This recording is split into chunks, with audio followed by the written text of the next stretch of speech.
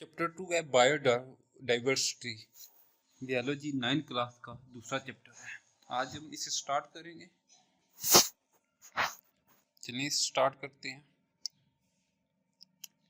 Our planet is home to a vast variety of organisms from tiny insect to towering tree. Our planet हमारा सयारा जिस पर हम रहते हैं is home, ये हमारा घर है। To a vast variety of organisms, जिसमें मुख्तलिफ इकसाम के जानदार पाए जाते हैं। वास्ट होता है बहुत वसी, वैरायटी इकसाम ऑर्गेनिज्म जानदारों की। फ्रॉम टिन्नी इंसेक्ट, टिन्नी होता है बहुत ही छोटा, इंसेक्ट होता है कीड़ा। टू टोवरिंग ट्री, टोवरिंग होता है लंबा, टावर यानी जिस तरह एक खंबा होता है, लंबे टावर लगे होते हैं, टावरिंग यानी ऊंचे, ट्री होता है दरख्त। This variety is essential for the health and balance of our world. ये जो इकसाम है जानदारों की, ये बहुत ज़रूरी है, एसेंशियल रहता है, ज़रूरी है फॉर द हेल्थ, हमारी सेहत के लिए, and balance of our world, और जो हमारी दुनिया में बैलेंस रहता है उसके लिए ये बहुत ज़रूरी है ये वैरायटी। इट प्रोवाइड, ये में फ्राहम करता है अस विद फूड, इसके साथ हमें खुराक मुहैया करता है, मेडिसन, अद्वियात एंड क्लीन एयर। ये जो है ये हमें खुराक, अद्वियात और साफ हवा मुहैया करता है। इन दिस चैप्टर, इस चैप्टर में वी विल एक्सप्लोर, हम तलाश करेंगे। एक्सप्लोर होता है तलाश करना, किसी चीज को ढूंढना, सोचना। द वैरायटी ऑफ ऑर्गेनिज्म, जानदारों की इकसाम को तलाश करेंगे। And method of classifying them into group, और इनको तरीके ढूंढेंगे कि उनको क्लासीफाई करना है, दर्जाबंदी, मुख्तलिफ दर्जात में तकसीम करना है। देम इनटू ग्रुप, उन दर्जात को ग्रुप्स में तकसीम करना है, वो मेथड हम पढ़ेंगे। चलिए पहले करते हैं कि बायोडाइवर्सिटी की डेफिनेशन क्या होती है, बायोडाइवर्सिटी होती क्या है। Biodiversity means the variety of organism in a particular area. Biodiversity का मतलब है कि मुख्तलिफ जानदार, वैरायटी जानदारों की इकसाम, एक जानदारों की इकसाम इन एक मखसूस एरिया में हो, उसे बायोडाइवर्सिटी कहते हैं। Biodiversity of an area is measured by considering the number of different kind of organism and the variation with each kind. तो ये कहते हैं कि बायोडाइवर्सिटी ऑफ इन एरिया, किसी एरिया में बायोडाइवर्सिटी को पैमाश करते हैं कि नंबर, उसमें कितनी किस्म के मुख्तलिफ इकसाम के जो जानवर हैं, और उनमें हर एक जो इकसाम है उनके साथ कुछ भी तब्दीली हो, उसमें चेंजिंग हो, मुख्तलिफ हो एक दूसरी इकसाम से, इस तरह उनको गिनते हैं। Biologists have discovered and classified almost 2 million kind of organism. जो बायोलॉजिस्ट हैं वो तकरीबन 2 मिलियन यानी कि 20 लाख इकसाम के जानदारों को दरियाफ्त कर चुके हैं, और उन्हें दर्जाबंदी, दर्जात में तकसीम कर चुके हैं। क्लासिफाइड होता है दर्जाबंदी करना। However, ताम दी एस्टिमेट, अंदाजा लगाते हैं कि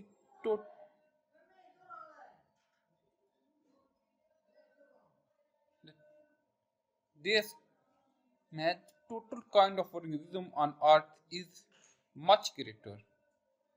कहते हैं कि however का मतलब ताम, दी एस्टिमेट अंदाजा लगाते हैं कि टोटल काइंड ऑफ ऑर्गेनिज्म, जो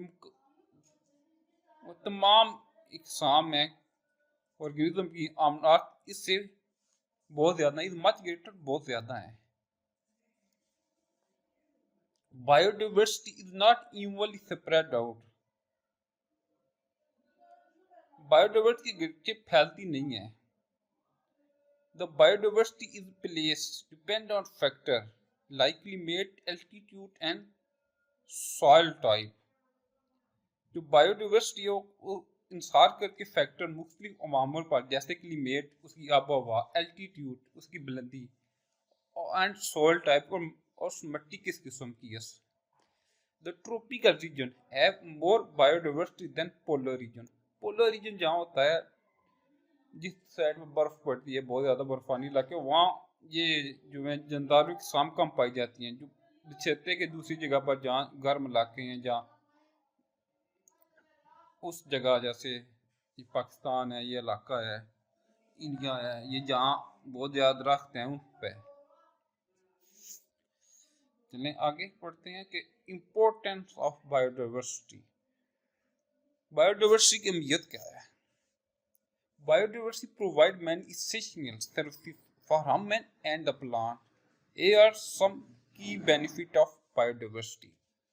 जो बायोडाइवर्सिटी हमें मुहैया करती है बहुत ज़रूरी खिदमात, जो इंसानों के लिए भी है और जो प्लांट यानी कि पौधों के लिए भी है। यहाँ कुछ अहम फायदे बायोडाइवर्सिटी के बयान किए गए हैं। पहला क्या है कि इकोसिस्टम स्टेबिलिटी, इकोसिस्टम को स्टेबल रखना। Biodiversity helps to maintain the balance of ecosystem. Biodiversity मदद करती है इकोसिस्टम को बैलेंस रखने में, मेंटेन बरकरार रखने में, उसकी मसवात को यानी कि कम ज़्यादा किसी चीज़ में नुकसान नहीं होने देता इकोसिस्टम को। It play important role in biochemical cycle such as carbon cycle and nitrogen cycle. ये बहुत अहम रोल अदा करता है बायोकेमिकल साइकिल में, सच एज कार्बन साइकिल और नाइट्रोजन साइकिल में।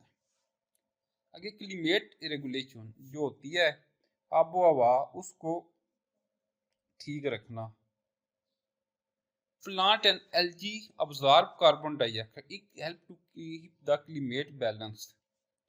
जो पौधे और एल्गी होती है, कार्बन डाइऑक्साइड को जज़ब करते हैं, इस ये हमें मदद करती है कि क्लाइमेट जो है आबो हवा बैलेंस रहे।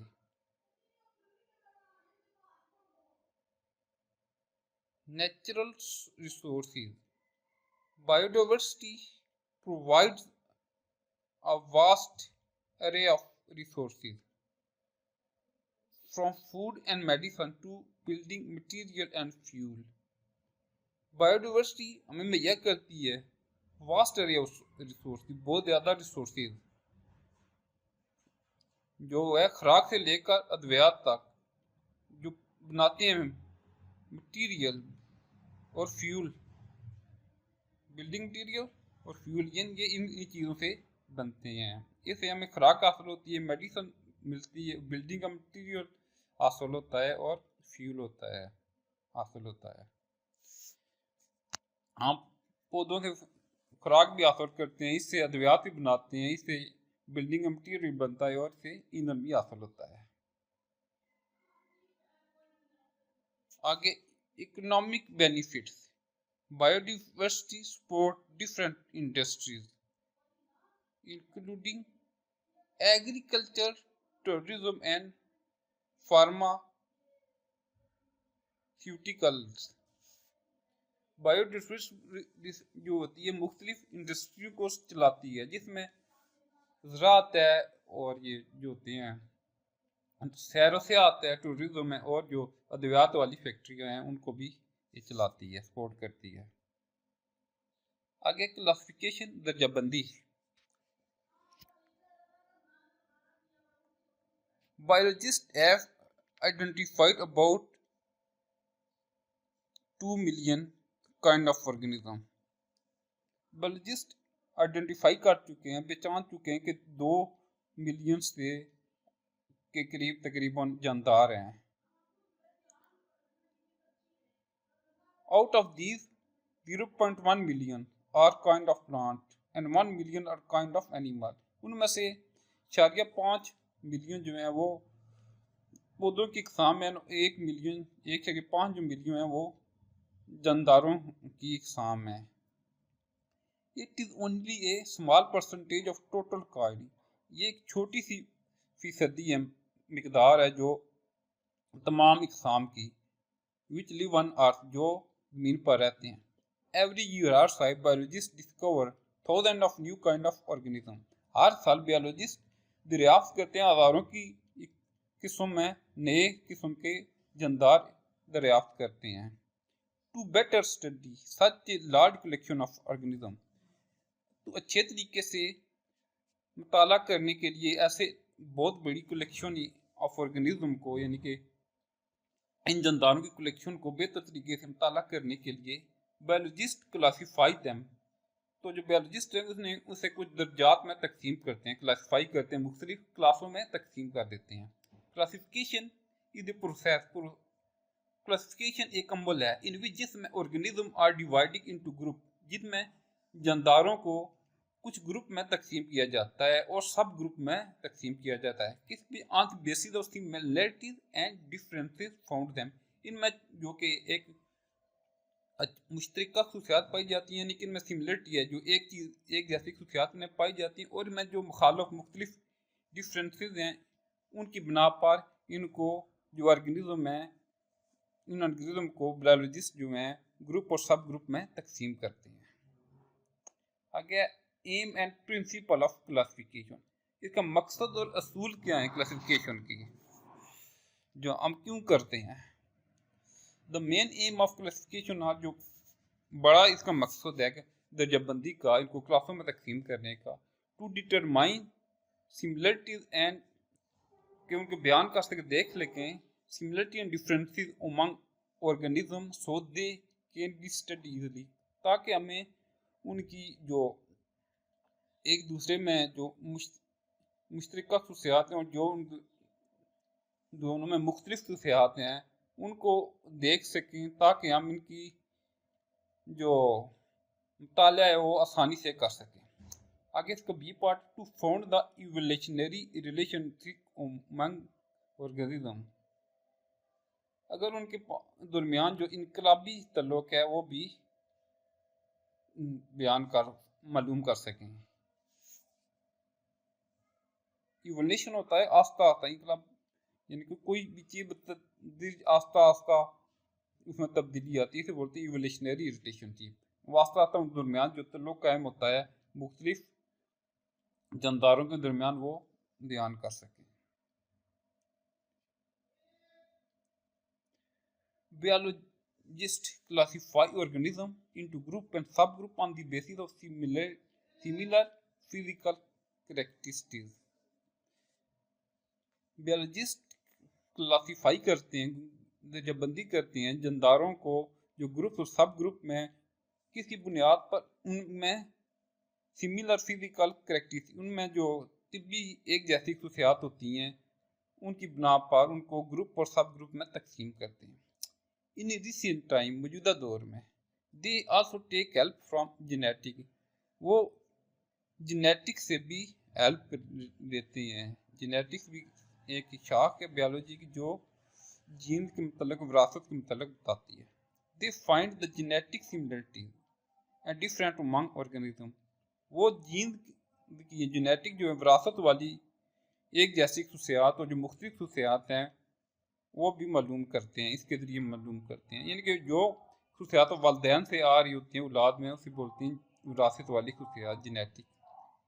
Then they use this information to know similarities and differences in their structure and function, वो इन मालूमात को जो उनमें एक जैसी खसूसियात जो मुख्तलिफ खसूसियात होती हैं उनके ढांचे या स्ट्रक्चर ढांचा और फंक्शन जो काम करने का तरीका है उनके बारे में जानते हैं। आगे एडवांटेज ऑफ क्लासिफिकेशन, क्लासिफिकेशन के हमें का फ़ायदा हासिल होते हैं। Classification allows biologists to group similar organism, जो क्लासिफिकेशन होती है, दर्जाबंदी होती है, लो करती है, देती है इजाज़त बायोलॉजिस्ट को कि टू ग्रुप कर सकें जो सिमिलर ऑर्गेनिज्म में एक जैसे जानदार हैं उनको इकट्ठा कर सकें। Making it easier to identify, ये हमें आसान बनाता है कि उसकी पहचान कर सकें। एंड अंडरस्टैंड, समझ रखें देर खसूसियात और उनकी खसूसियात समझ सकें। रिलेशन भी उनके दरमियान तल्लुकात एंड इवोल्यूशनरी हिस्ट्री, और उनकी जो इवोल्यूशनरी हिस्ट्री है जो आस्ता आस्ता उनमें से जो तब्दीलियाँ आई हैं वो उसको समझ सकें। इट हेल्प्स अस, ये हमारी मदद करती है understand the vast diversity of living organism on earth, ये हमें समझने में मदद करती है कि बहुत ज़्यादा डाइवर्सिटी जो ऑफ जानदारों की अर्थ पर है उसे समझने में मदद करती है। Classification provide a framework for studying and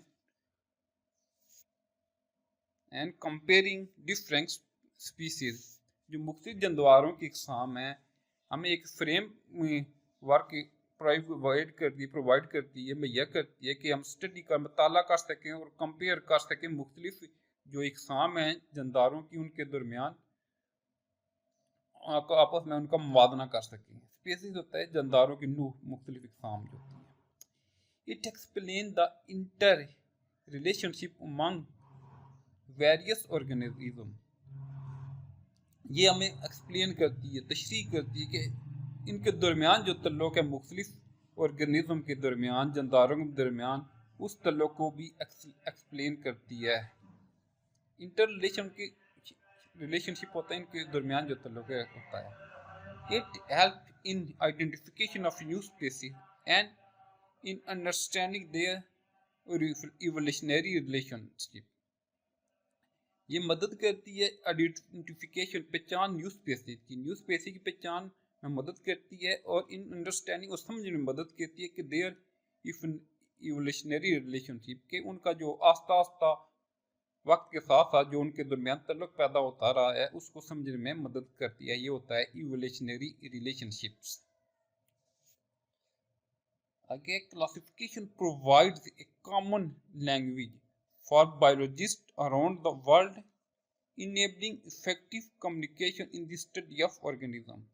जो क्लासिफिकेशन होती है ये प्रोवाइड करती है कॉमन लैंग्वेज, एक खास तकरीबन जो सब में कॉमन हो ज़ुबान फ्राहम करती है जो बायोलॉजिस्ट के लिए अराउंड द वर्ल्ड, जो पूरी दुनिया में मौजूद हैं, उनकी तकरीबन एक ही ज़ुबान है बायोलॉजिस्ट की। इनेबलिंग जो हमें काबिल बनाती इफेक्टिव कम्युनिकेशन, एक मसर आपस में गुफ्तगू हो इन दी स्टडी ऑफ ऑर्गेनिज्म, जिसमें कि वो जानदारों का मुताला कर सकें, यानी कि एक आम ज़बान होनी चाहिए जिसमें तमाम बायोलॉजिस्ट उस ज़बान को समझ सकें और एक दूसरे से बातचीत कर सकें जानदारों के मुताले के मतलब। ओवरऑल ताम classification is crucial for our understanding of natural world and for the conservation and management of biological diversity.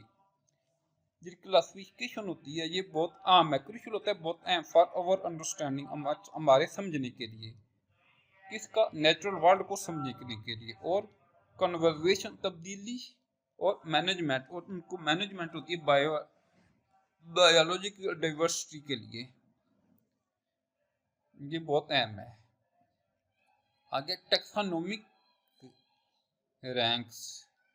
Taxonomic rank क्या होती है? द ग्रुप इनटू विच, जिसमें organism are classified, are known as taxonomic ranks और taxa. Singular इसका जो वायदे वो taxon है। जो ग्रुप हैं जिनमें ऑर्गेनिज्म की दर्जाबंदी की जाती है उन्हें टैक्सोनॉमिक रैंक कहते हैं या टैक्सा कहते हैं, उनको सिंगल टैक्सोन कहते हैं। ये वो ग्रुप्स होते हैं। द स्वीडिश बोटनिस्ट, ये एक बोटनी वाला था, यानी कि पौधों के बारे में इसको इल्म था, Karl Linnaeus devised the Linnaean system of taxonomic rank in 1735। एक स्वीडिश पौधों के मतलब था जिसने बोटनिस्ट था, उसने एक टैक्सोनॉमिक जो सिस्टम था वो उसने तजवीज़ किया 1735 में। इन दिस सिस्टम, इस सिस्टम में लीनियस सजेस्टेड 7 टैक्सोनॉमिक रैंक, उसने 7 टैक्सोनॉमिक रैंक तजवीज़ किए। जो पहला था वो था किंगडम, दूसरा है फाइलम यानी कि डिवीजन, तकसीम, क्लास, उसके बाद उसने कहा क्लास, इसके बाद ऑर्डर, फिर फैमिली, फिर जीनस, फिर species. In 1977 the rank of domain was added to system, तो इसकी जो डोमेन है वो 1977 में इस सिस्टम में दाखिल की गई। The taxonomic rank are defined as below. जो टैक्सोनोमिक रैंक हैं वो नीचे बयान किए गए हैं। डोमेन, पहले डोमेन क्या होता है? Domain, the highest taxonomic rank is domain. जो सबसे बड़ी टैक्सोनोमिक रैंक है वो डोमेन है। All organism are divide into 3 domain. तो तमाम जानदारों को उन्होंने 3 डोमेन में तकसीम किया है। पहली डोमेन है आर्चिया, बैक्टीरिया एंड यूर्किया। अगला उसने जो कहा है वह किंगडम। किंगडम क्या होते हैं? डोमेन इज फर्दर, जो डोमेन है उसको मजीद किंगडम में तकसीम किया गया है। Domain is further divided into kingdom. Domain को मजीद किंगडम में तकसीम किया गया है। फॉर एग्जांपल, द डोमेन अकेरिया इज डिवाइडेड इनटू 4 किंगडम। जो डोमेन अकेरिया, इसको 4 मजीद किंगडम में तकसीम किया गया है। वो कौन सी है? पहला एनिमिलिया, प्लेंटिया, फंजाई और प्रोटिस्टा। अगले फाइलम, ये क्या है? डिवीजन, तकसीम होती है for plant and fungi. Each kingdom is सब डिवाइडेड। जो एक किंगडम इसको दोबारा डिवाइडेड इनटू रिलेटेड फाइलम और डिवीजन। उनको जो किंगडम है, किंगडम में इसको दोबारा कुछ डिवीजन में तकसीम किया गया है। आगे क्लास, आगे each class to division is divided into related class. जो फिर आगे फाइलम है उसको तकसीम किया गया क्लास में। और ऑर्डर क्या होता है? Each class is further divided into related order. जो आगे क्लास होती है उनको ऑर्डर में तकसीम किया गया है। आगे family, each order is broken down into related family. जो अब जो ऑर्डर हैं उनको मरीज तोड़ के फैमिलीज में तकसीम किया गया है।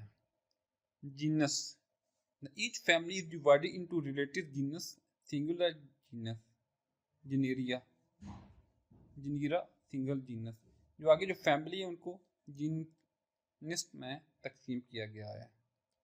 आगे species, species it is the lowest level of classification. ये सबसे निचले दर्जे की दर्जाबंदी है।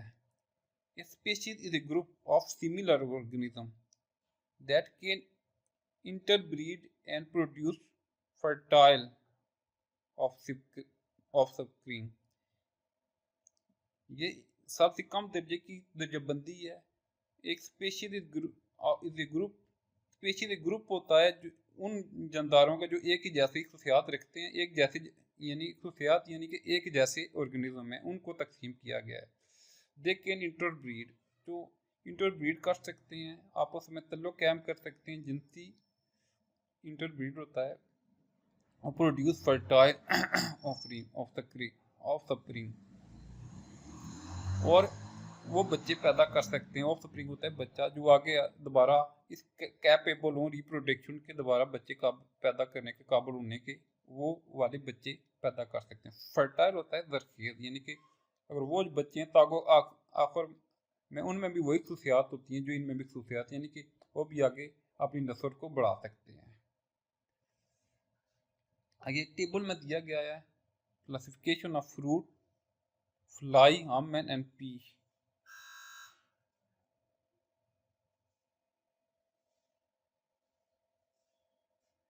Taxonomic rank, domain Eukarya, human में भी कारिया होती है और पी में भी कारिया होती है। किंगडम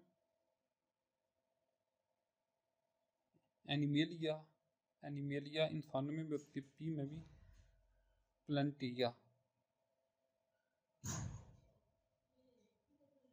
फिलम और डिवीजन, फाइलम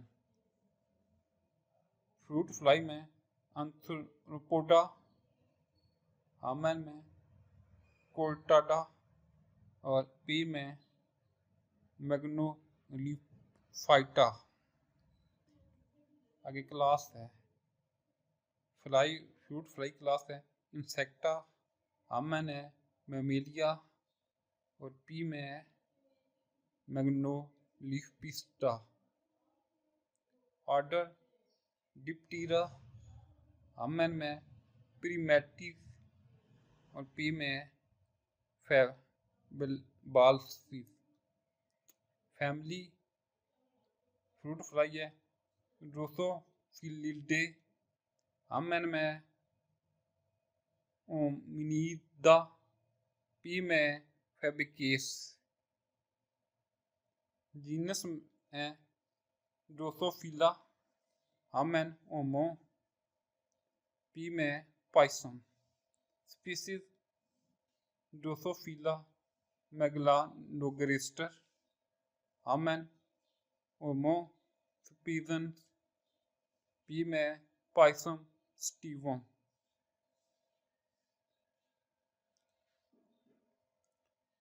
आगे हिस्ट्री ऑफ क्लासिफिकेशन के इसकी हिस्ट्री क्या है,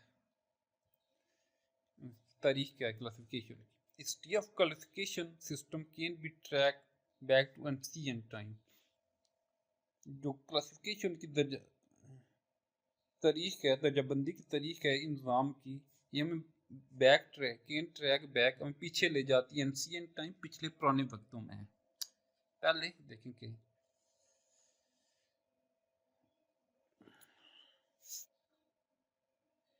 इन 1172 Ibn Rushd Averroes translated Aristotle book De Anima into Arabic. उसने इब्ने रुशद था, उसने 1172 में अरस्तु की बुक को तर्जमा किया दी एनिमा इनटू अरेबिक में, अरबी में तर्जमा किया। आगे पढ़ते हैं। The Greek philosopher Aristotle 384 to 322 BC होता before Christian, was the first who classified organism into group, it means plant and animal। Aristotle जो एक पहला बंदा था जिसने जानदारों की क्लासों को दो ग्रुप्स में तकसीम किया। कौन सी? इंसान, पौधे और जानवर। द अरब स्कॉलर, एक अरब स्कॉलर था अबू उस्मान उमर अल जेव 781 to 869 describe the characteristics of 350 species of animal। एक अरब स्कॉलर था जिसका नाम था अबू उस्मान उमर अल जैद है। उसने बयान किया है कि 350 जानदारों की इकसाम की खसूसियात बयान की हैं। जो स्पेसीज ऑफ एनिमल होती हैं, जो जानदारों की मुख्तलिफ नमूओं में मुख्तलिफ किस्म जानदार हैं, उनकी 350 खसूसियात बयान की हैं। He wrote a lot about the life of ant. उसने बहुत ज़्यादा लिखा है कि चिमटियों की ज़िंदगी के मतलब बहुत ज़्यादा लिखा है। द इटालियन बोटेनिस्ट, जिसमें बोटनी में जिसमें स्पेशलाइजेशन की हुई है, वो एक इटली का था, उसका नाम था एंड्रिया फिलिपिनिया।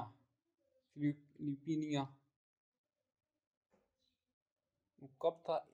1590-1603। वो 15 से 19 से 1630 तक रहा। Divided plant into 15 group and called them genera।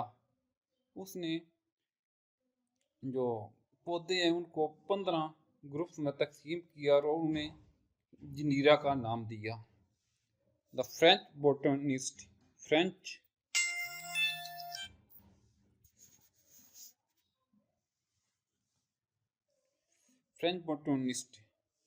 टोर्नीफोर्ट 1656 to 1708 AD introduce the taxa of class and species. उसने इंट्रोड्यूस किया, एक फ्रेंच बोटनिस्ट था, उसने टोर्नीफोर्ट, उसने टेक्सा इंट्रोड्यूस किया, तारुफ कराया क्लासेस और स्पीसीज का।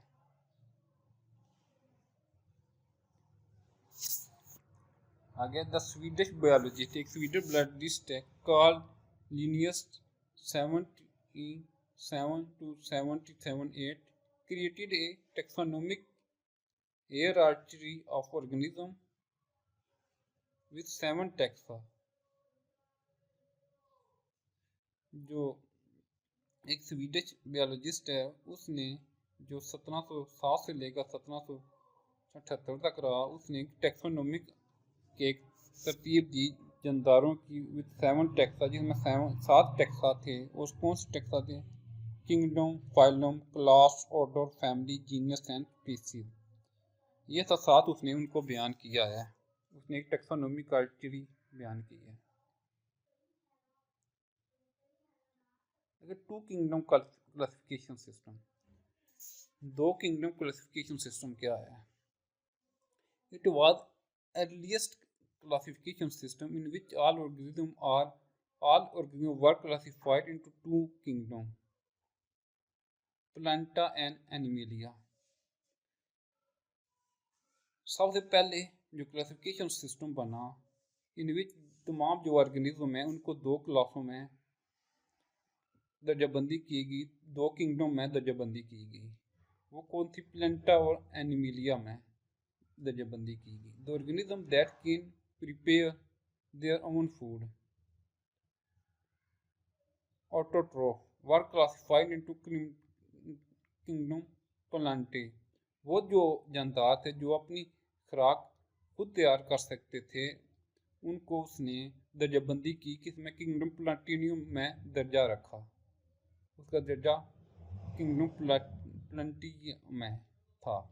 ऑन द अदर हैंड, दूसरी तरफ, the organism that cannot make their own food, heterotrophies, were classified in kingdom Animalia. वो जो जानदार जो अपनी खुराक खुद नहीं तैयार कर सकते थे, उसने उसे दूसरी किस्म में तकसीम किया, यानी दूसरा दर्जा दिया जो है, उसमें किंगडम एनिमिलिया में रखा। जो अपनी खुराक खुद तैयार नहीं कर सकते, जो अपनी खुराक तैयार कर सकते थे उसको किंगडम प्लेंटिया, और जो नहीं तैयार कर सकते थे उनको किंगडम एमिलिया में रखा। अकॉर्डिंग टू दिस सिस्टम, इन निज़ाम के तहत प्रोकार्यूट्स होते हैं, bacteria, Archaea and fungi were member of kingdom Plantae. इस निज़ाम के मुताबिक जो प्रोकार्यूट्स थे, जैसे बैक्टीरिया, आर्चीज एंड फंजाई, वो किंगडम प्लेंटिया के मेंबर थे, उसके रुकन थे, क्योंकि जो ये होते हैं ये अपनी खुराक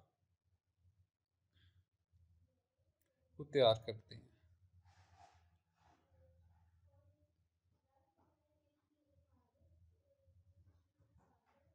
आगे, taxonomists found this system unworkable because many unicellular organism like Euglena have vast plant-like presence of chlorophyll and animal-like heterotrophic mode of nutrition in dark and lack of cell wall characteristic.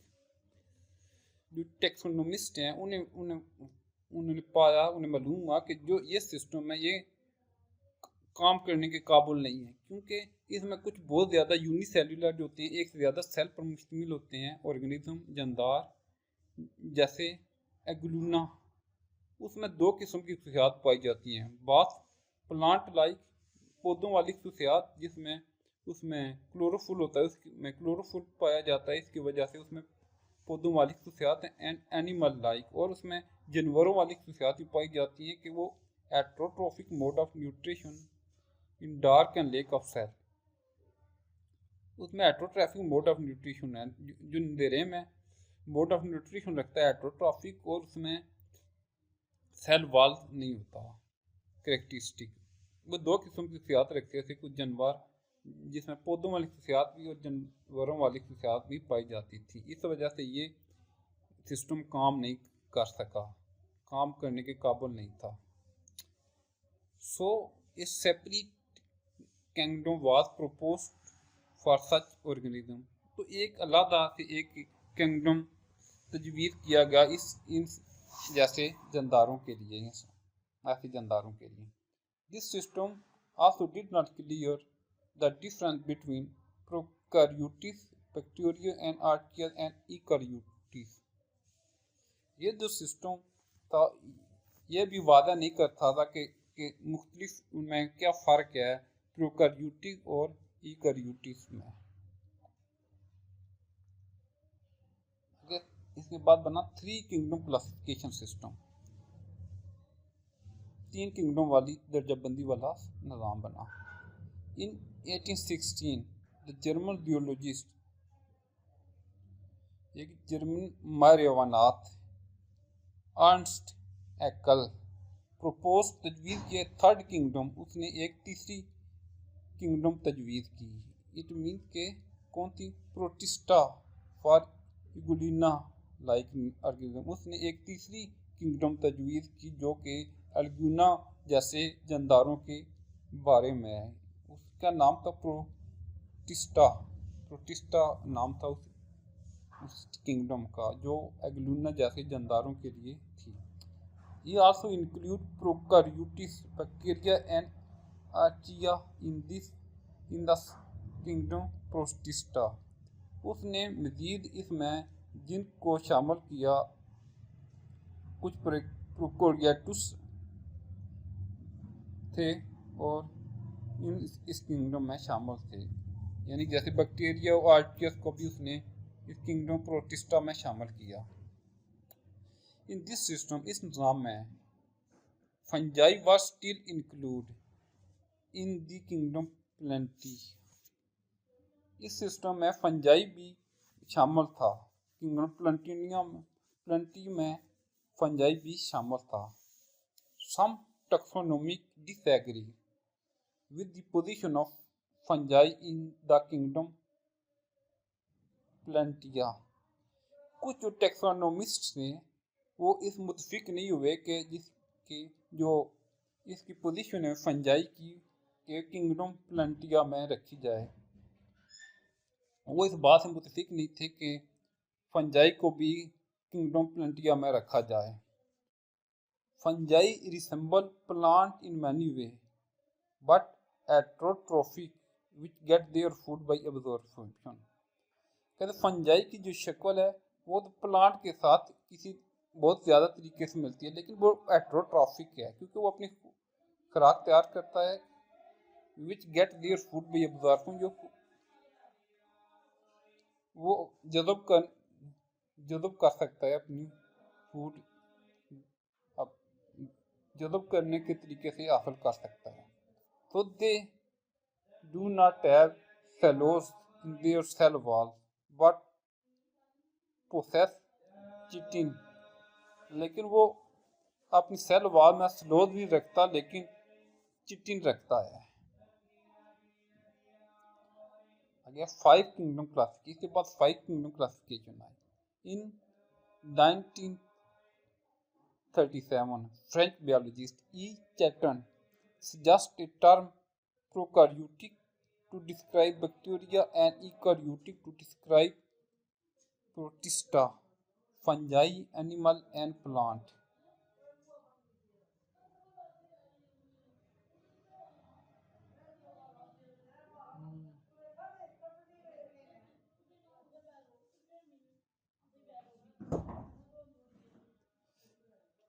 इन 1937 में biologist था एक ई चैटन, उसने तजवीज़ की दो इस्तिलाह तजवीज़ की, prokaryotic जो बयान करती है बैक्टीरिया को और यूकैरियोटिक जो बयान करती है प्रोटिस्टा, फंजाई, एनिमल और प्लांट को। In 1969 American ecologist Robert Whittaker introduce 5 kingdom classification system. In 1969 में अमेरिकन इकोलॉजिस्ट रॉबर्ट ने 5 किंगडम क्लासिफिकेशन सिस्टम का मुतारफ़ कराया। इस सिस्टम की बुनियाद थी this system is based on the level of cellular organization, it mean prokaryotic bacteria Archaea and unicellular eukaryotic Protista and multicellular Eukaryota उसने cellular organisation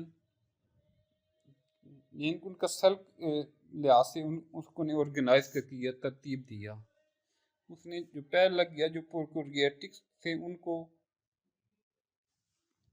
उन जिनमें बैक्टीरिया और आर्टिस्ट शामिल थे, ये यूनिसेलुलर यूकोरियोटिक प्रोटिस्टा, इसमें जो एक सेल पर मुश्तमिल रहते हैं उन एक्रोयोटिक का प्रोटिस्टा, और मल्टी यूकोरियोटिक जिसमें फंजाई, प्लांट और एनिमल हैं, उनको एक से ज़्यादा सेल पर मुश्तमिल होते हैं।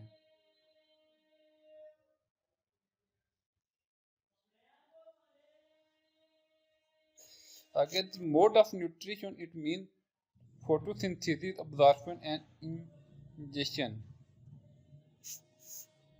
इसमें न्यूट्रिशन हासिल करने के कौन से तरीके थे? एक फोटोसिंथेसिस है, दूसरा अब्जॉर्प्शन या तीसरा इंजेक्शन है। ऑन दिस बेसिस, इस बुनियाद पर organism work classified into 5 kingdom. इस बुनियाद पर जानदारों को 5 किंगडम में तकसीम किया गया, क्लासिफाइड किया गया। मनोरा, प्रोटिस्टा, फंजाई, प्लांटिया, एनिमिलिया, ये 5 किंगडम थी। In 1988, American biologist Margulis and Scott modified the 5 kingdom classification of Whitaker। 1988 में अमेरिकन बायोलॉजिस्ट मॉर्गन और स्विस्टर ने इस 5 किंगडम क्लासिफिकेशन को मजीद मॉडिफाई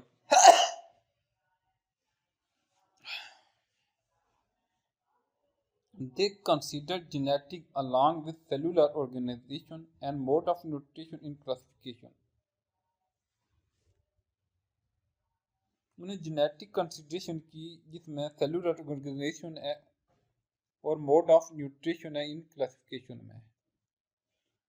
उन्होंने हमें बताया कि इसमें जेनेटिक है, जेनेटिक के साथ सेलुलर ऑर्गेनाइजेशन होगी और मोड ऑफ न्यूट्रिशन भी होगा इनकी दर्जाबंदी में। They classified the organism into same 5 kingdom as proposed by Victor। उन्हें ऑर्गेनिज्म को एक जैसी किंगडम में रखा, दर्जाबंदी की, जैसे विकट ने तजवीज़ किया था। आगे 3 domain classification system. In 1977, American microbiologist Carl Woese, 1928 to 2012, added taxon, it means domain, above kingdom। 1977 में एक अमेरिकन माइक्रोबायोलॉजिस्ट था कार्ल वोस, उसने एक मजीद टैक्सन बनाया, यानी कि एक डोमेन थी जो किंगडम के मतलब थी। ये क्लासिफाइड ऑर्गेनिज्म इनटू 3 डोमेन। उसने तमाम ऑर्गेनिज्म को 3 डोमेन में दर्जाबंदी की, 3 क्लासों में तकसीम किया, डोमेन को क्लासिफाइड किया। कौन थी?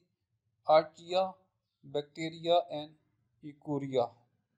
It was actually a division of prokaryotes in 2 domains, Archaea and bacteria. ये हकीकत में एक तकसीम थी प्रोकैरियोटिक्स की 2 डोमेन में।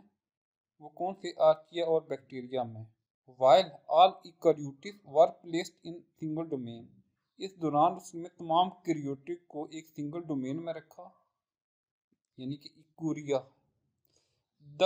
This classification is based on differences between archaea and bacteria। ये जो दर्जाबंदी है इसकी बुनियाद मुख्तलिफ, ये जो फ़र्क है आर्किया और बैक्टीरिया उसकी बुनियाद पर रखी गई है।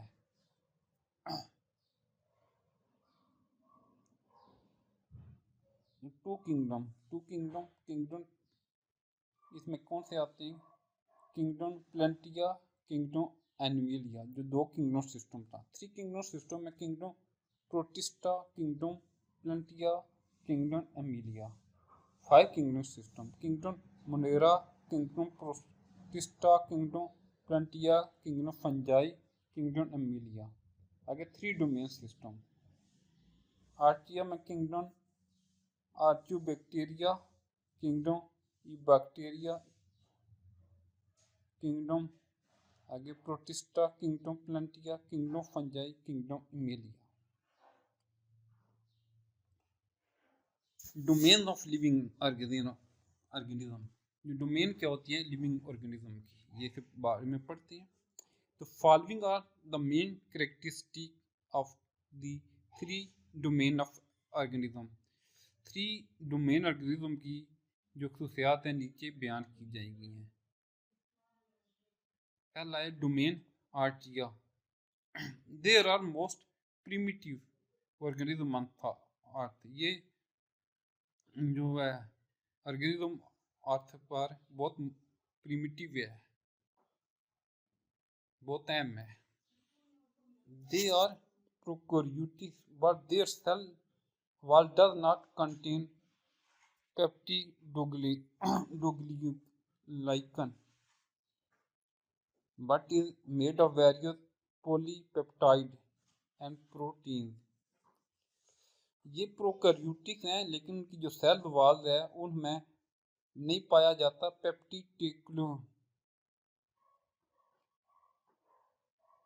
पेप्टिडोग्लाइकन, लेकिन वो बनी किसी होती है मुख्तलिफ किस्म की पॉलीपेप्टाइड और प्रोटीन की बनी होती है। Their RNA ribosomal RNA resembles more to eukaryotes than to bacteria। लेकिन उनका जो आरएनए है वो बहुत ज़्यादा मुशाबहत रखता है यूकैरियोटिक, बहुत ज़्यादा यूकैरियोटिक से देन बैक्टीरिया। बैक्टीरिया के बजाय ज़्यादा यूकैरियोटिक से शक्ल मिलती है, उनकी मुशाबहत होती है। Their cell membranes contain unique lipid which enable them to live in extreme environment, hot spring, salt lake, and acidic or alkaline water। उनकी जो सेल मेम्ब्रेन है वो यूनिक लिपिड, उसमें एक यूनिक लिपिड पाया जाता है जो उसने इस काबिल बनाता है कि वो मुख्तलिफ सख्त किस्म की माहौल में भी जिंदा रह सकें। जैसे गर्म स्प्रिंग होता है, जो गर्म है स्प्रिंग का मौसम है, साल्ट वाली नमक वाली जो झीलें हैं, और जो वाटर है जिसमें एसिड भी होता है, अल्कलाइन भी होती हैं, उनमें भी ये जिंदा रह सकते हैं। However, they also exist in more common environment like soil and ocean। वो आम इन्वायरमेंट माहौल में रह सकते हैं जैसे मिट्टी और समुद्रों में। Some archers obtain energy from inorganic compounds such as sulfur or ammonia। कुछ आर्टिक जो होते हैं वो एनर्जी हासिल करते हैं इनऑर्गेनिक कंपाउंड से, जैसे सल्फर और एमोनिया से। Their other group perform photosynthesis. इनके दूसरे ग्रुप फोटोसिंथेसिस वाला काम करते हैं but do not produce oxygen, लेकिन ऑक्सीजन पैदा नहीं करते। फोटोसिंथेसिस होता है जिसके जरिए अपनी खुराक तैयार करते हैं, लेकिन ये ऑक्सीजन पैदा नहीं करते। दूसरे जो होते हैं वो ऑक्सीजन पैदा करते हैं।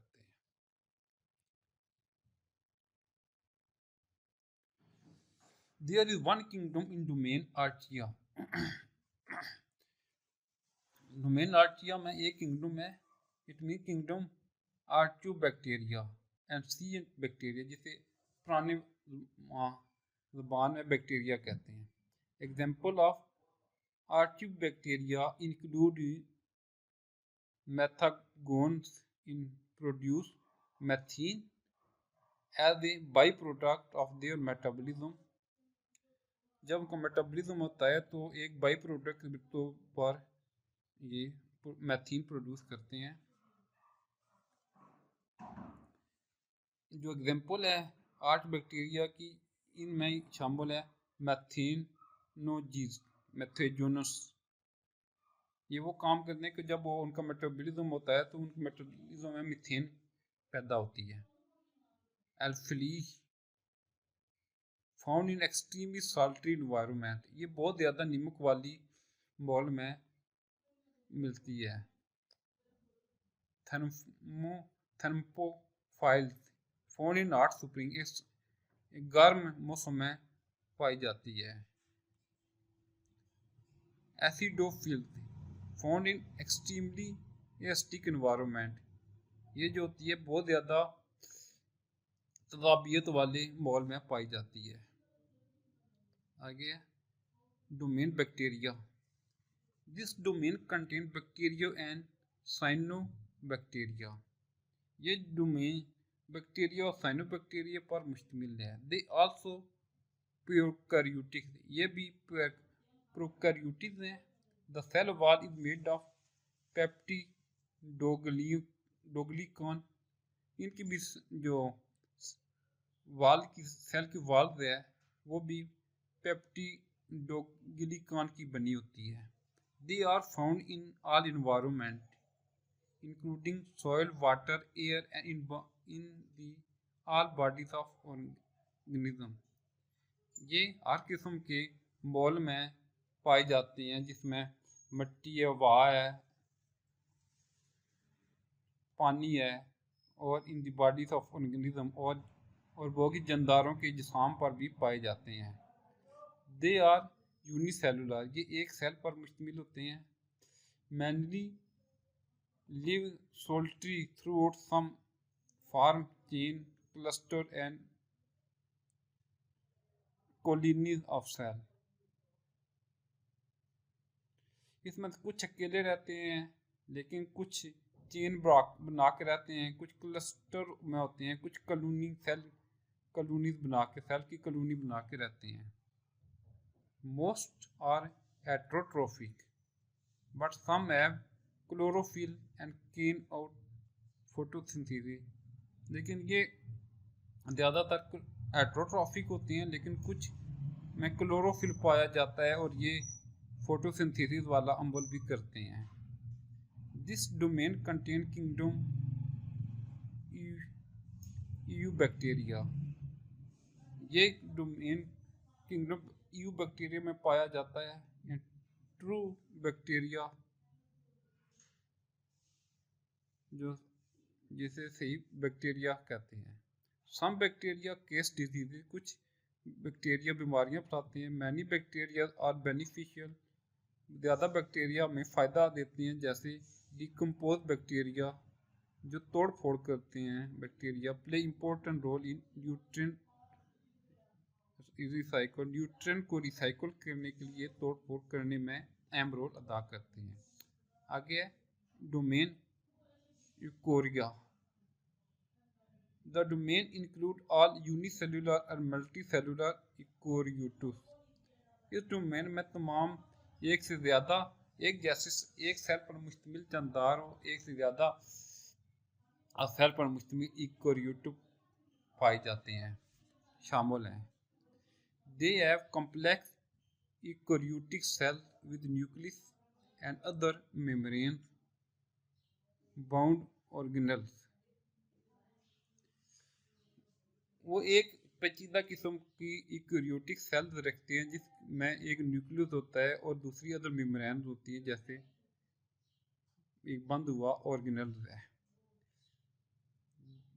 This domain contain kingdom Protista, Fungi, Plantae and Animalia, इस डोमेन में किंगडम प्रोटिस्टा, फंजाई, प्लांटिया और एनिमलिया पाए जाते हैं।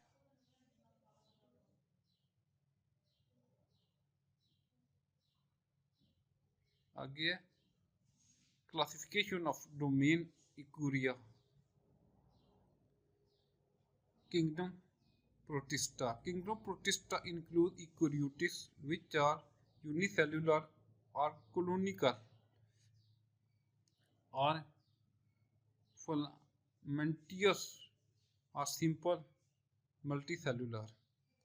किंगडम प्रोटिस्टा में शामिल यूकेरियोट्स होते हैं जिनमें यूनिसेल्युलर और कॉलोनिकल होते हैं, या फिलामेंटियस होते हैं, और सिंपल मल्टीसेलुलर होती है, या सादा एक से ज़्यादा सेल पर मुश्तमिल वाले जानदार होते हैं। Simple multicellular means they do not have multi cellular sex organ. Simple multi cellular का मतलब है कि वो मल्टी सेलुलर वाले सेक्स ऑर्गन नहीं रखते हैं। They have 3 type of protist, उनमें 3 किस्म के प्रोटिस्ट पाए जाते हैं।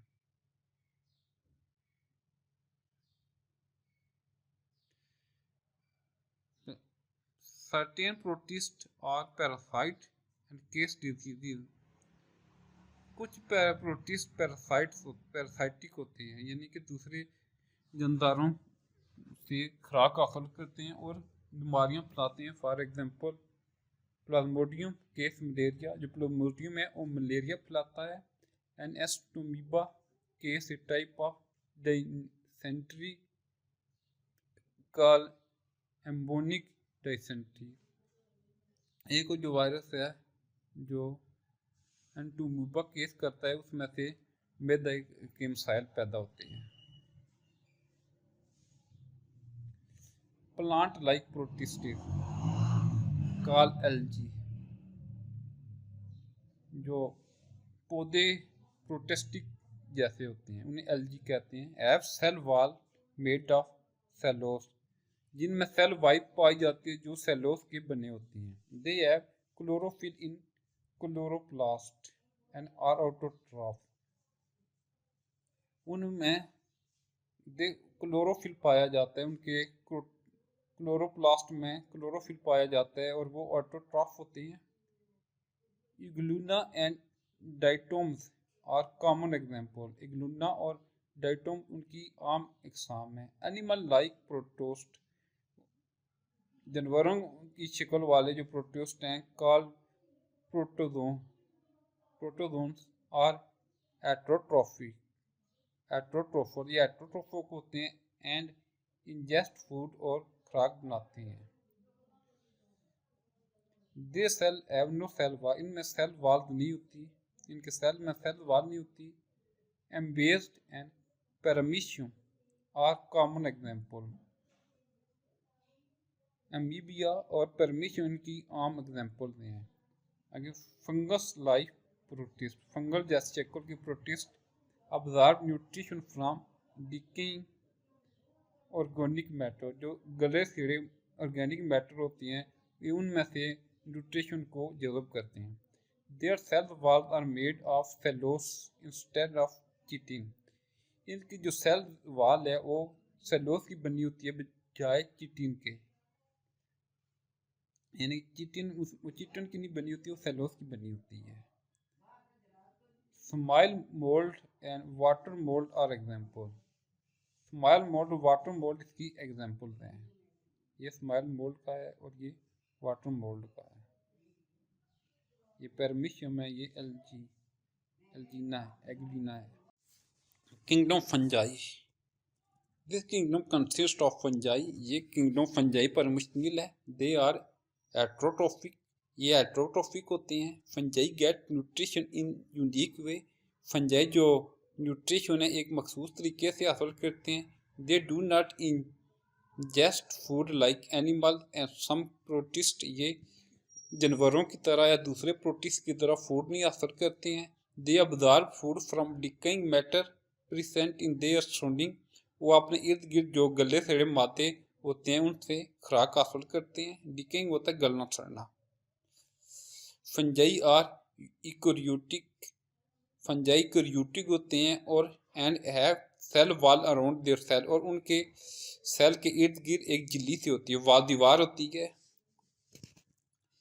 Their cell is made of chitin, उनकी सेल जो वाल है जो दीवार है सेल की वो चिटिन की बनी होती है। A polysaccharide, most of fungi are multicellular, ज़्यादातर फंजाई मल्टी सेलुलर होते हैं, यानी कि एक से ज़्यादा सेल पर मुश्तमिल होते हैं, जैसे mushroom, rust, smut and mould. While few are unicellular, जैसे यीस्ट।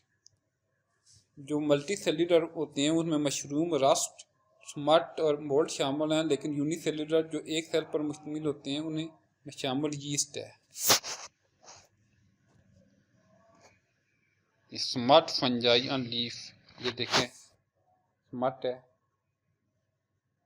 टोड स्टूल है, ब्रैकेट फंजाई है, स्वीट टूथ फंजाई है। आगे kingdom plenty. It includes plants which are eukaryotic, multicellular organisms with cell walls made of cellulose. इनमें पौधे शामिल हैं जो यूकैरियोटिक हैं और वो मल्टी सेलुलर ऑर्गेनिज्म हैं। वो जानदार हैं जो एक से ज़्यादा सेल पर मुश्तमिल होते हैं और जिनकी सेल वाल जो होती है वो फुलिये की दीवार जो होती है वो सेलुलोज की बनी होती है। They are autotrophic and prepare food through photosynthesis. ये जो होते हैं ऑटोट्रैफिक होते हैं, यानी अपनी खुराक खुद तैयार करते हैं और ये फोटोसिंथेसिस यानी कि रोशनी की मौजूदगी में अपनी खुराक तैयार करते हैं। All plant have multicellular sex organ. तमाम प्लांट में मल्टीसेलुलर वाले सेक्स ऑर्गन पाए जाते हैं। ड्यूरिंग सेक्सुअल रिप्रोडक्शन, सेक्स के जरिए जो रिप्रोडक्शन होती है, दे फॉर्म एम्ब्रियोस, वो एम्ब्रियो बनाते हैं। ये sexual reproduction through vegetative part is also common. ये सेक्सुअल रिप्रोडक्शन जो होती है वेजिटेटिव पार्ट में वो तकरीबन में आम है। Example are mosses, fern, conifer and flowering plant. इनकी मिसालें मोसिस, फर्न, कॉन्फिनर और फ्लावरिंग प्लांट हैं, यानी कि पौधों फूलों वाले पौधे हैं। ये मोसिस है, ये जो होती है ये बहुत लंबी होती है जो ग्रीनरी सी आ जाती है। ये फर्न है, ये कॉन्फिनर है, ये फ्लावरिंग प्लांट है। आगे किंगडम एनिमिलिया। किंगडम एनिमिलिया क्या होती है? This kingdom include animal which are eukaryotic, multicellular and heterotrophic. इसमें बहुत तमाम जानवर शामिल हैं जो कि यूकैरियोटिक हैं, एक से ज़्यादा सेल पर मुश्तमिल होते हैं और हेटेरोट्रोफिक होते हैं। दे डेवलप फ्रॉम एम्ब्रियोज, वो एम्ब्रियो से बनते हैं। They ingest food and digest in their own body, ये अपने जिस्म में फूड लेके जाते हैं और अपने जिस्म में उनको हजम करते हैं।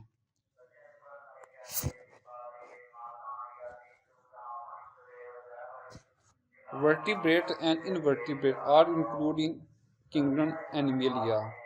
रीढ़ की हड्डी वाले और बगैर की रीढ़ की हड्डी वाले किंगडम एनिमलिया में शामिल हैं। वर्टिब्रा होता है जिनकी में रीढ़ की हड्डी होती है और इनवर्टिब्रेट जिनमें रीढ़ की हड्डी नहीं होती। Status of virus in classification, इस दर्जाबंदी में वायरस का मकाम। Virus are ultra microscopic creatures that are at bordering line of living and non-living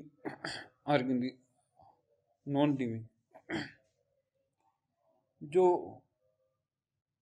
viruses होते हैं वो बहुत ही ज़्यादा छोटे होते हैं, मखलूक है जो एक बॉर्डर लाइन है जिसमें से हम तकसीम कर सकते हैं जानदारों और बेजान अशिया को, वो वायरस है।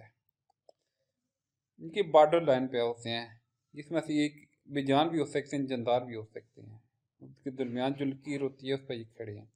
They are एसिसुलर।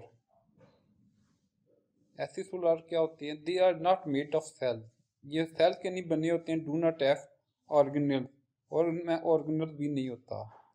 A virus consist of nucleic acid surrounded by a protein coat. ये वायरस न्यूक्लिक एसिड, डीएनए और आरएनए पर मुश्तमिल होता है जो जिसे प्रोटीन कोट ने घेरा होता है। They can not run metabolism, इनमें मेटाबॉलिज्म नहीं होता। For the synthesis of their protein and increase in number, virus become parasite in organism, plant, animal and bacteria. अपनी सिंथेसिस के लिए, प्रोटीन के लिए और अपनी तादाद बढ़ाने के लिए ये पैरासाइट बन जाते हैं, यानी कि दूसरे जानदारों पर से खुराक हासिल करते हैं। जैसे पौधे हो गए, इन जानवर हो गए और बैक्टीरिया हो गए, ये उनसे खुराक हासिल करते हैं। Viruses are not included in classification system because they lack any of characteristic of three domain of life. जो वायरसेस हैं इनको क्लासिफिकेशन सिस्टम में नहीं शामिल किया गया क्योंकि इनमें 3 डोमेन वाली कोई खसूसियात नहीं पाई जाती।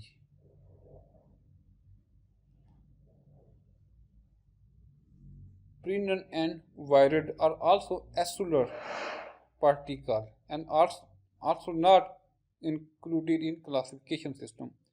जो प्रिन और वायरोड्स होते हैं वो एसोलर पार्टिकल्स होते हैं और वो क्लासिफिकेशन सिस्टम में नहीं पाए जाते।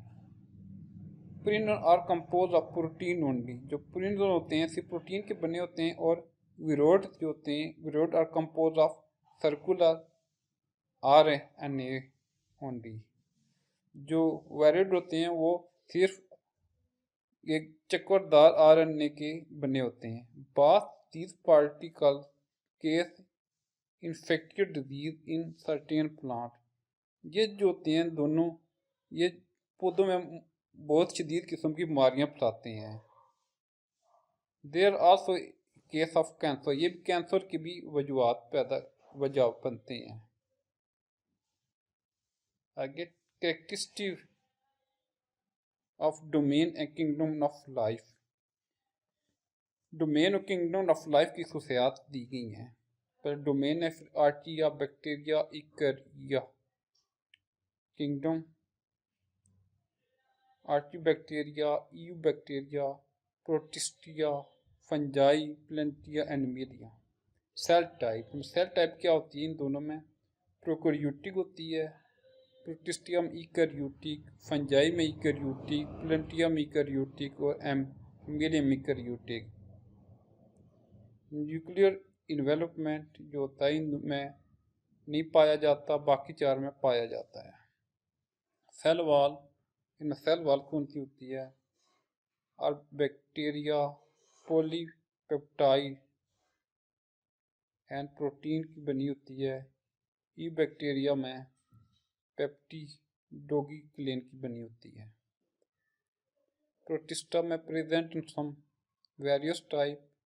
फंजाई में चिटिन की बनी होती है। प्लेंटिया में सेलोज और अदर पॉलीसेकेराइड की बनी होती है। एनिमिलिया में ये नहीं होती। मोड ऑफ न्यूट्रिशन हासिल करने के कौन से तरीके हैं? ये ऑटोट्रॉफिक हो सकते हैं और हेटेरोट्रॉफिक भी हो सकते हैं। ये भी दोनों हेटेरोट्रॉफिक हो सकते हैं या कॉम्बिनेशन दोनों हो सकते हैं। ये अब्जॉर्टिव हेटेरोट्रॉफिक हैं, ये ऑटोट्रॉफिक हैं, और अगले इंजेस्टिव हेटेरोट्रॉफिक है। आगे multi cellularity, absent in R, absent in most, present in most, present in R, present in R।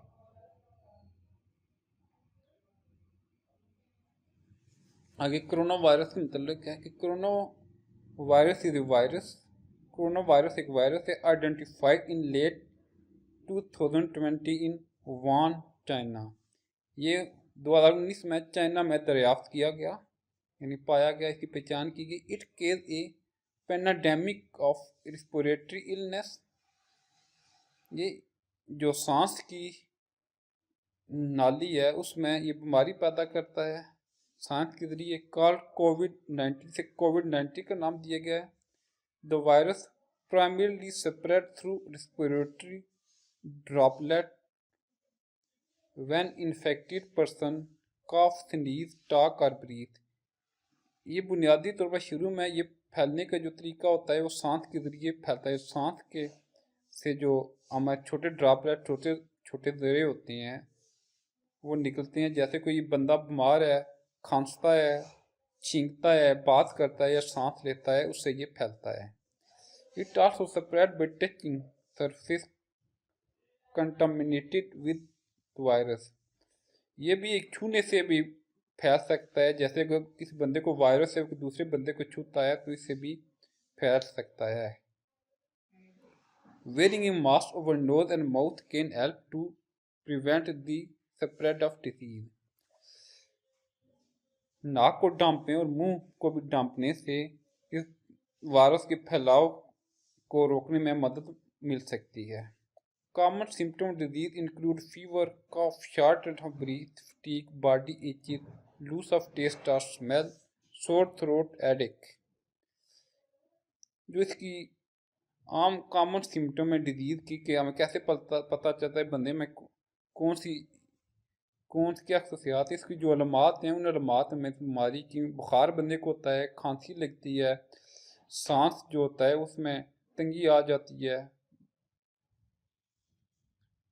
जिस्म में थकावट आ जाती है, जिस्म में खारिश होती है, जो जायका होता है मुंह का वो कम हो जाता है और स्मेल भी बंदे का आनी कम हो जाती है, गला ख़राब हो जाता है और सर में दर्द होता है। इन सम केसेस कुछ केसेस में it can lead to severe respiratory problem especially in old adult and people with underlying health condition. कुछ केसेस में ये बहुत ज़्यादा नुकसान देता है सांस वाले प्रॉब्लम को, जिसमें ख़ास तौर पर जो बड़ी उम्र के बंदे होते हैं या वो पीपल होते हैं जिनको पहले भी सेहत के मतलब मसाइल का सामना होता है। Washing hands frequently with soap at least 20 seconds or use of hand sanitizer with at least 60% alcohol can also prevent the spread of disease. हाथों को कम से कम 20 सेकंड तक धोएं या वो सैनिटाइजर इस्तेमाल करें जिसमें 60% तक अल्कोहल पाया जाए। इससे हम इस बीमारी को फैलने से रोक सकते हैं। Vaccination play a crucial role in protecting of कोविड-19। जो वैक्सीन हम लगाते हैं ये भी इसको रोकने में बहुत अहम कोविड-19 को रोकने में बहुत अहम किरदार अदा कर सकते हैं। यानी कि वैक्सीनेशन करवा के हम इससे बच सकते हैं। Vaccine help immune system to recognise and fight the virus reducing the severity of disease. जो वैक्सीन होती है हमारे इम्यून सिस्टम को मदद करती है कि वो वायरस की पहचान करें और उससे लड़ सकें। इससे बीमारी की शिद्दत को कम किया जा सकता है। बाइनोमियल नोमेनक्लेचर ये क्या होता है जी? The great Swedish biologist Carl Linnaeus was the founder of system of giving scientific name to organism. एक बहुत बड़ा स्वीडिश बायोलॉजिस्ट था कार्ल, जिसने एक निज़ाम दिया कि तमाम जानदारों को साइंसी नाम दिए जाएं। द साइंसी name of an organism consist of two part. जो साइंसी नाम उसे दिए हैं वो दो हिस्सों पर मुश्तमिल होते हैं। The first part is name of genus to which the organism belong. जो इसका पहला हिस्सा है वो जीनस के मतलब है, जीनस का नाम है जिस ऑर्गेनिज्म से वो बिलोंग करता है, जिससे वो तल्लुक होता है, उसका तल्लुक है। The second part is the name of species. जो दूसरा उसका नाम है वो स्पीसीज का उसका नाम है। The system of scientific naming organism is term as binomial nomenclature. उसने इस साइंटिफिक नेम को जो उसने जानदारों को दिए उसे बाइनोमिकल नोमेनक्लेचर का नाम दिया, इस तरह इस्तेमाल की। अब देखें कॉमन नेम जो है ओनियन है, तो लेकिन सेंसिटिव का नेम है एलियम सीपा है। पोटैटो है, इसका नाम सेलियम टेड्यूसियम है। टोमेटो सोलिनियम एसिल्यूटियम है। हनी बी को एपिस सेरिना है। टिगर को प्लांटिटा टिग्रिस है। आमन बीइंग को ओमो स्पिनिस ये नाम दिया है। सिग्निफिकेंस ऑफ बाइनोमियल नोमेनक्लेचर, इसकी अहमियत क्या है? In binomial nomenclature two organism can not have the same name. इस नोमेनक्लेचर में जो दो ऑर्गेनिज्म है उनका एक जैसा नाम नहीं है, एक जैसा नाम नहीं रखते। The word of scientific name are taken from Latin language. जो साइंटिफिक वर्ड है वो लतीनी ज़बान से लिया गया है। स्पोकन बाई नो करती हो, किसी ज़बान में बोली नहीं जाती। So no country is favoured, तो कोई कंट्री भी उसकी फेवर्ड नहीं करती है। सांस्टी name of an organism in the same anywhere in the world, जो सांस्टी नेम होता है पूरी दुनिया में एक ही जैसा होता है। This system provide a standard way of communication, ये हमें एक मेयार, बातचीत का एक मेयार फ्राहम करता है। Whether language of particular biologist in Chinese, Arabic, Spanish या इंग्लिश। अब अगर लेकिन अगर जो साइंसदान हैं, जो बायोलॉजिस्ट हैं, बेशक वो चाइना से तल्लुक़ रखते हों, अरबी बोलते हों, स्पेनिश या इंग्लिश हो, लेकिन जो साइंसी नाम है वो एक ही नाम होगा। Various region have different name of same organism. मुख्तलिफ रीजनों में कुछ जो जानदार थे उनके एक जैसे नाम थे। जैसे common name of onion in Urdu is pyaz, पर different region of Pakistan is are known as ganda और वैसल। अब देखें जो पाकिस्तान में प्याज है उसका जो ओनियन है इसका कॉमन नेम जो है प्याज, उर्दू में प्याज कहते हैं, लेकिन मुख्तलिफ रीजन में पाकिस्तान में से गंडा भी बोलते हैं, वैसल भी बोलते हैं और वैसल भी बोलते हैं।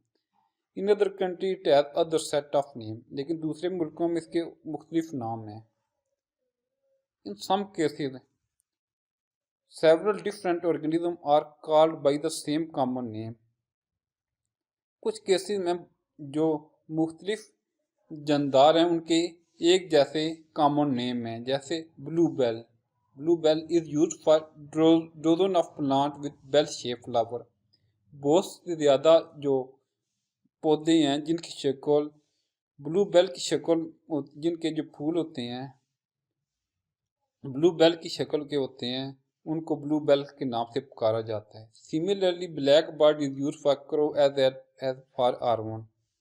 अब इसी तरह ब्लैक बर्ड जो काला परिंदा है वो कौवे के लिए भी इस्तेमाल होता है और आर्मोन के लिए भी इस्तेमाल होता है। The common name have no scientific basis. जो कॉमन नेम होते हैं उनकी साइंटिफिक बुनियाद कोई नहीं होती। For example a fish is vertebrate animal with the backbone, fin and gill. मिसाल के तौर ये जो मछली है जिसमें रीढ़ की हड्डी भी पाई जाती है, वर्टिब्रा है, यानी वर्टिब्रा होते हैं जिनमें रीढ़ की हड्डी पाई जाती है, फिन जिनके फिन भी होते हैं, गिल गुलफड़े भी होते हैं। But several common name are silver fish, cray fish, jellyfish and starfish do not fit to definition of fish. लेकिन जो इसमें होती है सिल्वर फिश होती है, कैरी फिश होती है, जेलीफिश और स्टारफिश, ये फिश की जो होती है डेफिनेशन तारीफ में नहीं आती है, क्योंकि उसमें रीढ़ की हड्डी भी नहीं होती, फिन भी नहीं होते, गिलफड़े भी नहीं होते, लेकिन फिर भी उसे लोग फिश कहते हैं। अगर रूल्स ऑफ बाइनोमियल नोमेनक्लेचर, अब जो रूल्स हैं उसके क्या रूल्स हैं, तरीका क्या है नोमेनक्लेचर बनाने का। The scientific name of organism is done in accordance with some international rule. जो साइंसी नाम उनको दिए जाते हैं वो होते हैं जानदारों को, वो कुछ बैनुल अक़वामी रूल्स के तहत दिए जाते हैं। For some important rule of binomial nomenclature are, जिसमें कुछ इंपॉर्टेंट रूल हैं बाइनोमेनक्लेचर के, वो ये हैं। Number 1, for scientific naming word are taken from Latin language. जो वर्ड होते हैं वो लैटिनी मान से हासिल की जाते हैं। दूसरा है each every scientific name has two part. जो हर साइंटिफिक नाम होता है वो दो हिस्सों पर मुश्तमिल होता है। The genius name always come first followed by species name. जो जीनियस नेम होता है वो पहले आता है और स्पेसिस जो उसका नेम होता है वो दूसरे बाद में आता है। Every scientific name should have be to unique because the same name can not be use for naming two different organism. लेकिन जो साइंटिफिक नेम हमने दिया हुआ है वो यूनिक होना चाहिए। यूनिक यानी कि एक ही होना चाहिए, उसके मुताबिक दूसरा नाम नहीं होना चाहिए, क्योंकि एक ही नाम दो मुख्तलिफ ऑर्गेनिज्म जानदारों के लिए नहीं इस्तेमाल किए जा सकते।